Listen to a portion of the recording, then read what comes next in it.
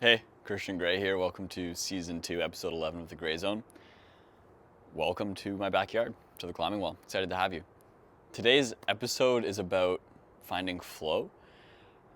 And my experiences, mostly, I don't know. I used to find flow all the time in high school when I was longboarding honestly longboarding a lot. But these days and in recent years, rediscovering that through rock climbing and how that applies to work, to sales, to life, things that can be learned from it.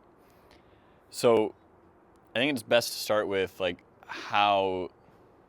maybe start with what flow isn't versus what it is. So being in flow isn't when when something is too overwhelming, too difficult. If something's too difficult, it becomes overwhelming, becomes harder to engage in the process, start to shut down, things can be scary. This is really obvious if you're on a climb that's way too hard for you, you can't do any of the moves, the risk of falling becomes way higher, and in some cases that's totally fine. In some cases, it might still be totally fine, but it might really be scary. And so that is not an ideal situation for flow. Also, if things are too easy, it's not great for finding flow because you tend to get bored. It needs to be a little bit challenging, a little bit stimulating to the point where you're able to engage, but again, not too overwhelming, too hard that it kicks you out and you shut down. Feedback is also very important for flow. So whenever you take an action, it's really helpful to get the more immediate, the quicker the feedback on was that a good action to take or a bad action. And good, maybe not the best words, but does that bring you towards your goal or away from it? The faster that feedback is, the more quickly you can learn, reincorporate, and re-engage in that process over and over again. And so rock climbing is a fantastic example because every time I grab a hold, I immediately become aware of, oh, is this making me feel more or less secure on the rock? And falling is, you could say in one way, it's short-term failure. And having immediate feedback on failure and having it be so obvious in rock climbing makes it really easy to be like, oh, I did something wrong. What can I change? What can I adjust? In the working world, sometimes feedback isn't that immediate. It might take years to know if a business is going to succeed or not. And so that can make flow a little bit more challenging.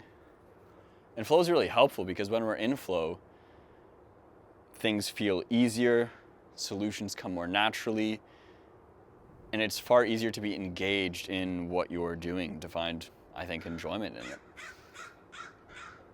In rock climbing and in sport climbing more particularly, which is typically like a 15 to 50 meter route, or I don't know how many feet that is, so if you're American, I guess you gotta do the math. But regardless, there's something called projecting, and projecting is to pick a route and say, hey, that looks interesting and it looks challenging.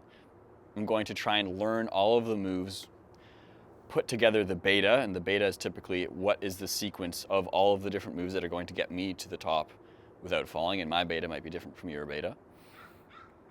And then eventually, after you've been projecting a route for a while, you start to feel like, okay, I can do this in one go without falling. And it's quite an interesting experience because you put so much time and effort that emotion starts to go into this route. And then eventually you get to the point where you're like, okay, physically I'm capable of doing this. I know all of the moves to do. Now it's just a matter of executing. And when we get to the stage of execution, I think this is where flow becomes most prominent. And a business or a working world example might be, okay, I've done the preparation for this call with a client. I know what questions to ask. I know what to expect. And now the call is happening. Now I'm going to execute on what I've been practicing.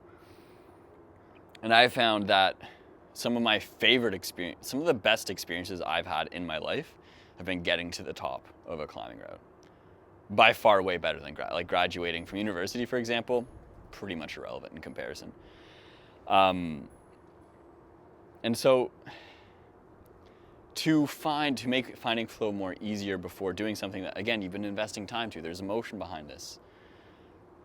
The frame of mind that has been extremely helpful to me to make it easier to let go of really wanting it super bad, because I find if I want it too badly, then I start to get anxious or nervous the second I sense that anything's off. Oh, I did this move slightly wrong.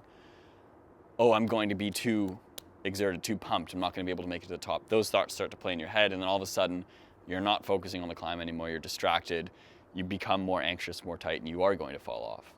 And so you want to care, but in the execution, you don't want to be so invested, so tight around the goal that it actually takes you away from achieving it. And so I find it helpful to find joy for what is currently happening. So before I get on a sport climb that I've been practicing, I take in my environment. Normally, it's a lot easier in climbing than maybe in my bedroom before a work call. Although it's definitely possible there too, and I do find it there. But you're in a beautiful environment, so you look around, you take it in. Okay, this is fantastic. I find appreciation for what I've been working on. Like, oh my gosh, I've been coming here for the last 4 weeks, every weekend with my friends, and we've laughed and we've gotten upset and we've seen each other succeed and fail. And then it's really like becoming very present. Like as I'm putting my shoes on, all I'm aware of is putting my shoes on. As I tie the rope in, that's all I'm aware of. I'm breathing deeply. And there's just like this like, okay, I know I can do it. I know I'm capable of doing it. Now I'm going to like put all of this learning, all this practice, and just like let it happen. Like let my body and mind have this experience, regardless of whether I ascend or not. I'm happy to be here. And then with that attitude, with that mindset, with that presence, all of a sudden, like I said, I've had some of these most incredible experiences where it's almost like you're aware of each move, of each motion, like moving a finger slightly further to the left to make room for the other hand. All of this, like you're so aware of it. But it happens so like seamlessly that all of a sudden it's like you blink and you're at the top of a climb, and you try to afterwards, if you've sent it, like you try and remember it, and like I'll be in bed at night thinking about how it felt, but it doesn't quite capture, like it's not the same as having done it. And for some reason, like because you're so in the flow that you can never quite remember it perfectly either. But regardless, even in these moments, I'll have negative thoughts come into my mind, like, oh, this doesn't feel as good as when I've practiced it and rehearsed it. Or, oh, I'm doing this slightly wrong. But when I'm truly like in this place of presence and flow, it's fantastic because these thoughts just roll right through me without even like trying to. And so you can if you're too focused on the goal, you tend to focus more on that, like, damn, I don't want that. And which then grows the thing.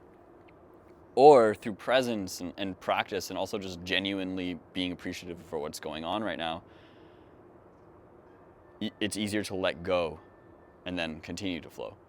And I think this is super applicable, like for sales calls or talking to a prospect or a client.